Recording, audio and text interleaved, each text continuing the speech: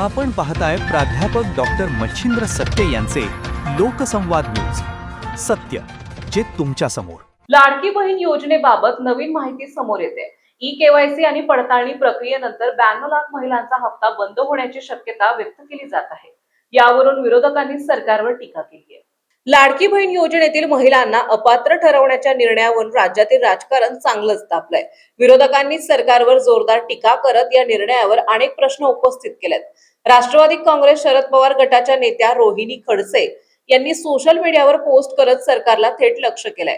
काही महिन्यांपूर्वी 80 लाख आणि आता 12 लाख अशा एकूण 92 लाख महिलांना योजनेतून वगळल्याचा दावा करत आता लाडक्या बहिणींचाच खर्च दिसतोय का असा खोचक सवाल त्यांनी उपस्थित केलाय.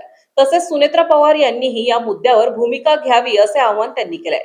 दुसरीकडे काँग्रेसचे ज्येष्ठ नेते विजय वडेट्टीवार यांनीही सरकारवर निशाणा साधला आहे. निवडणुकीपूर्वी महिलांना योजनेचा लाभ देण्यात आला, मग सत्ता आल्यानंतर त्याच महिलांना अपात्र का ठरवलं?